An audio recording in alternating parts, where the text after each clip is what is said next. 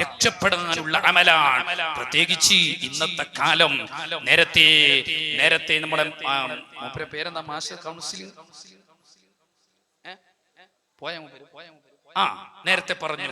വയനാട് ദുരന്തം ഒന്ന് ഓർക്കണം പ്രിയപ്പെട്ടവരെ.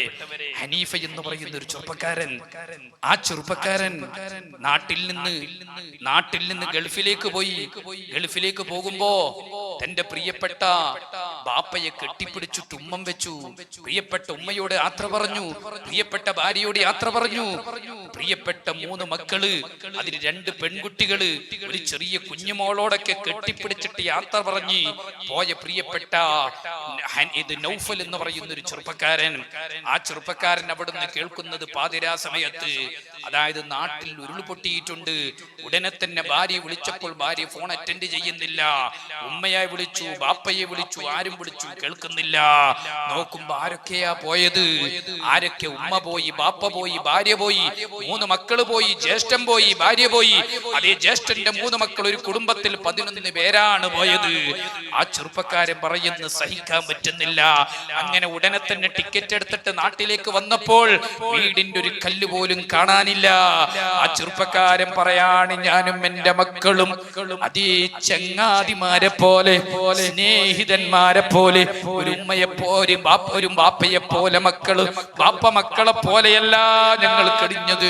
ഞാൻ 4 മാസം മുമ്പ് ഗൾഫിലേക്ക് പോകുന്ന സമയോ എന്റെ മോന് ഒരു ലെറ്റർ തന്നിട്ട് എന്റെ ബാഗിൽ വെച്ചിട്ട് പറഞ്ഞു, ബാപ്പാ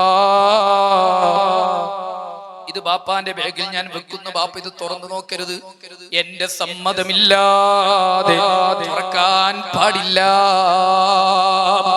ഞാൻ അങ്ങനെ തുറന്നിട്ടില്ല, മോനെ സമ്മതമില്ലാത്ത ഞാൻ തുറക്കൂല എന്ന് ഉറപ്പിച്ചതാണ്. അങ്ങനെ അപകടം നടന്നു.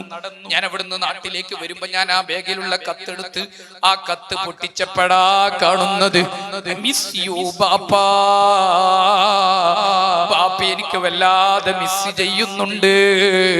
ആ പൊന്നുമോനെ നാട്ടിലേക്ക് വന്നപ്പോൾ ഉമ്മ വെച്ച് യാത്ര ചെയ്ത പിതാവ് എവിടെ? ആ ഉമ്മ എവിടെ? ആ ഭാര്യ എവിടെ? ആ പൊന്നുമക്കൾ എവിടെ? ഒരു ചെറുപ്പക്കാരന്റെ, ഒരു ചെറിയ 14-13 വയസ്സുള്ള ഒരു കുട്ടിയുടെ അഭിമുഖം കണ്ടു. വീട്ടിൽ നിന്ന് സന്തോഷത്തോടെ കിടന്നുറങ്ങിയത്. അങ്ങനെ ഉരുൾപൊട്ടിയപ്പോൾ ആ വീട് തകർന്നുപോയി. കണ്ണിന്റെ മുമ്പാകെ നിന്ന് പലരും പോകുന്നു. പ്രിയപ്പെട്ട ഉമ്മാമയും ഒരു ഭാഗത്തുണ്ടായിരുന്നു. ഉമ്മാമ ചളിയിൽ പൂണ്ടുപോകുന്നു. എന്റെ അനുജത്തിയുണ്ട്, ഞാൻ അവിടുന്ന് രക്ഷപ്പെട്ടു പോയി.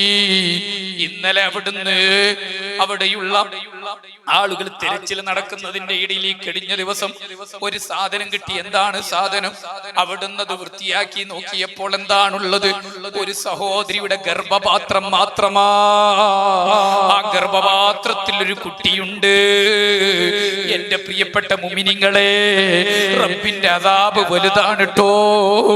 വദേ ലഹറൽ ഫസാദു ഫിൽ ബർരി വൽ ബഹരി ബിമാ കസബത ഐദിന്നാസ്.